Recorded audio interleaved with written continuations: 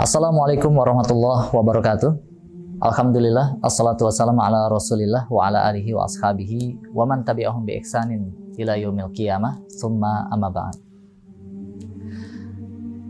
Kaum muslimin yang dirahmati oleh Allah Subhanahu wa taala. Insyaallah kali ini kita akan membahas satu sosok yang sangat luar biasa di dalam Islam, yang semoga kita bisa mengambil banyak ibrah serta pelajaran berharga dari satu sosok mulia ini yang sangat dekat dengan Nabi kita, yaitu Nabi Muhammad sallallahu alaihi wasallam. Beliau adalah Abu Bakar As-Siddiq radhiyallahu anhu. Kaum muslimin yang dirahmati oleh Allah Subhanahu wa taala. Tahukah kita bahwasanya Abu Bakar As-Siddiq radhiyallahu anhu itu adalah sosok yang sangat mulia di dalam Islam. Sosok yang sangat utama di dalam Islam, dan juga sosok yang sangat dibangga-banggakan di dalam Islam. Ya. Dari nama dan juga nasabnya saja kita sudah bisa mengetahui bagaimanakah sosok beliau radhiyallahu anhu. Ya. Nama beliau adalah Abdullah bin Abu Quhafah, ya, atau yang biasa kita kenal dengan Abu Bakar As-Siddiq radhiyallahu anhu. Ya. Di zaman jahiliyah beliau adalah termasuk orang-orang yang sangat mulia di antara masyarakat yang lainnya. Karena di saat masyarakat kala itu sudah tenggelam dengan kemaksiatan, sudah berbagai macam maksiat dilakukan, bahkan minuman khamar dan juga perzinahan sudah menjadi hal yang biasa. Sosok Abu Bakar As-Siddiq radhiyallahu an ini adalah sosok yang menjauhi itu semua. Meskipun beliau belum masuk ke dalam agama yang mulia ini. Karena memang belum diturunkannya atau diutusnya Rasul Sallallahu Alaihi Wasallam. Nah, kaum muslimin, jarak usia antara beliau dengan Rasulullah Sallallahu Alaihi Wasallam itu hanya sekitar 2 tahun. Jadi setelah Nabi Sallallahu Alaihi Wasallam lahir ke dunia ini, 2 tahun kemudian barulah beliau radhiyallahu an lahir ke dunia ini. Dan persahabatan, pertemanan, perkawanan antara mereka berdua, yaitu Nabi Shallallahu Alaihi Wasallam dan juga sahabatnya ini, Abu Bakar As-Siddiq radhiyallahu an, adalah persahabatan yang mulia, yang sudah dimulai dari sebelum beliau masuk Islam dan sebelum Nabi Shallallahu Alaihi Wasallam diutus. Kalau kita menyimak tentang sosok pribadi Abu Bakar As-Siddiq dan mencoba untuk menyelami keutamaan-keutamaannya, mungkin waktu yang singkat ini kita tidak akan cukup untuk mengupasnya.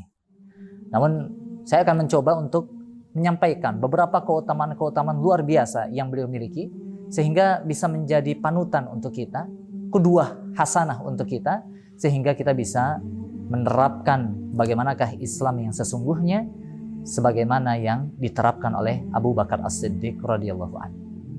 Kaum muslimin yang dirahmati oleh Allah Subhanahu wa taala. Berbicara tentang Abu Bakar As-Siddiq radhiyallahu an, maka beliau adalah sosok yang pertama kali menyambut datangnya Islam. Orang yang pertama-tama masuk Islam dari kalangan orang dewasa. Beliau adalah Abu Bakar As-Siddiq radhiyallahu an. Dan dari namanya As-Siddiq, kita bisa melihat bagaimana tingginya ilmu dan juga keimanan beliau radhiyallahu an.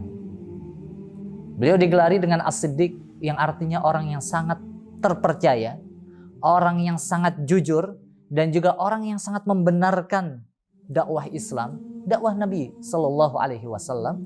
Dan itu beliau dapatkan ketika Nabi Sallallahu Alaihi Wasallam dalam tragedi ataupun peristiwa Isra dan juga Mi'raj. Ya, yang mana pada saat itu orang-orang musyrikin Quraisy seakan-akan tidak percaya. Karena memang teknologi-teknologi yang berkembang ketika itu tidak mendukung untuk mempercayai peristiwa-peristiwa yang terjadi ketika Isra wal Mi'raj. Ketika Nabi Shallallahu Alaihi Wasallam diperjalankan oleh Allah Subhanahu wa taala hingga ke Sidratul Muntaha. Ya.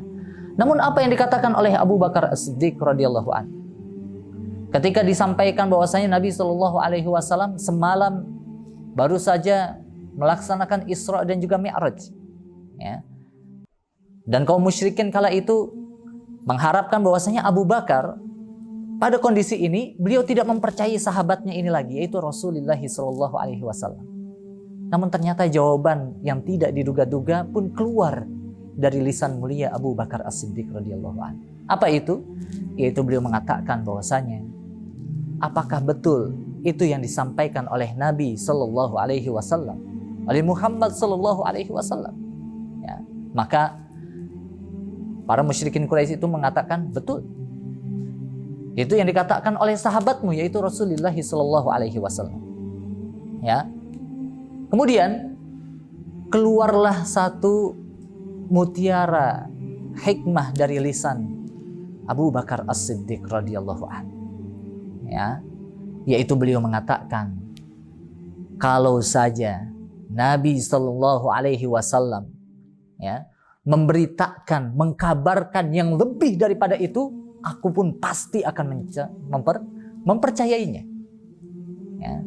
Tidak perlu ada bukti apapun, cukup dari lisan Nabi Sallallahu Alaihi Wasallam, maka aku pasti mempercayainya. Oleh karena itu, beliau dikenal dengan As-Siddiq, orang yang sangat mempercayai, orang yang sangat terpercaya, jujur keimanannya, dan juga sangat membenarkan. Beginilah kita kaum muslimin yang dirahmati oleh Allah Subhanahu wa taala.